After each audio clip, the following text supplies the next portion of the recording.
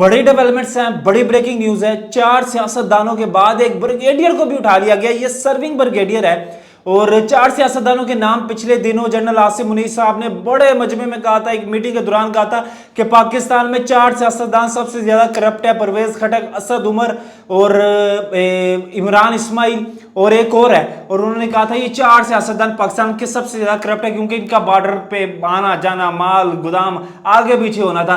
तो जनाब जी, इन army chief के ऐलान के बाद इन 4 सियासतदानों की नींदें हराम हो गई थी, रातों की नींदें उड़ गई थी जनाब जी। और इनमें सर फहरिस्त थे परवेज खटक साहब, जिनका बड़ा 2 नंबर का पैसा है और इमरान खान साहब के करीबी हैं। और ये चारों के चारों पीटीआई के साबका रहनुमा रह चुके हैं, इमरान खान साहब के बड़े करीबी रह चुके हैं। इन सब का ताल्लुक पीटीआई के साथ है। तो जनाब जी, इन चारों के ऊपर हाथ डाला, बहुत से लोगों के ऊपर हाथ डाला, छापे मारे जा रहे हैं, रेड मारी जा रही है, ना देखा जा रहा है किसकी नेम प्लेट है, ना देखा जा रहा है किसका घर है। तो अब ये सर्विंग ब्रिगेडियर अख्तर सुभान साहब है, इनको भी उठा लिया गया।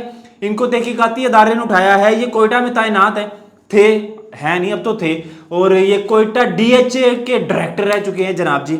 और इन्होंने बड़ा काम किया डीएचए के हवाले से।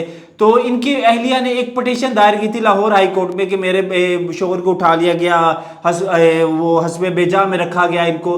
तो जनाब जी, आज पहली समाअत थी और जज साहब ने कहा कि ये तो मेरा केस ही नहीं है, ये तो मिलिट्री केस है, ये तो मिलिट्री अदालतों में जाना चाहिए। फिर जो उनकी अहलिया ने और जो ये सर्विंग ब्रिगेडियर के जो वकील थे, उन्होंने 15 नज़ीर और 15 दलीलें पेश की। उन्होंने कहा जज साहब, आप तो माजी में बड़ी मुदाखलत कर चुके हैं, तो अब आपको क्या हुआ, अब आपको ये केस सुनना पड़ेगा।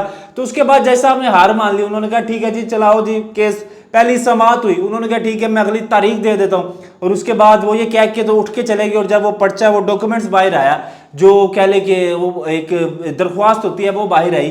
तो जनाब जी, उन्होंने 6 अक्टूबर अगले माह की दे दी।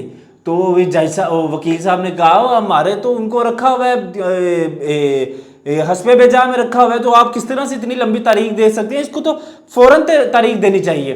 तो जिसके बाद जनाब जी, इनके ऊपर इल्जामात बड़ी भारी हैं। जो इनके ऊपर इल्जामात लगे हैं ना सर्विंग ब्रिगेडियर के ऊपर, ये बहुत भारी इल्जामात हैं। और कहा यह जा रहा है कि इनके ऊपर एक तो इल्जामात करप्शन का है, दूसरा इल्जाम इनके ऊपर एंटी स्टेट है। जनाब जी, एंटी स्टेट तो सिर्फ पीटीआई है और इनका ताल्लुक अगर पीटीआई से है तो फिर समझिए एंटी स्टेट है, अगर नहीं है तो फिर शायद इनके कोई बचने के चांसेस हो जाए।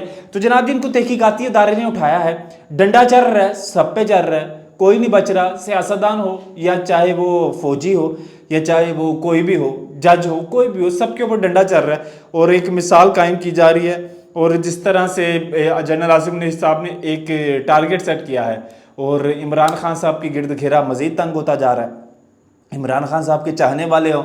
अब इस सर्विंग ब्रिगेडियर को उठा लेना और इस सर्विंग ब्रिगेडियर का केस चलना, जनाब जी, ये शायद पाकिस्तान की तारीख में इस तरह से पहले कभी नहीं हुआ जो अब हो रहा है। और पाकिस्तान की तारीख बदली जा रही है, पाकिस्तान की नई तारीख रकम की जा रही है। और सर्विंग ब्रिगेडियर के हवाले से अब मजीद क्या अपडेट आती है हम आपके साथ ज़रूर शेयर करेंगे। तब तक के लिए आप हमें इजाज़त दें। अल्लाह निगहबान।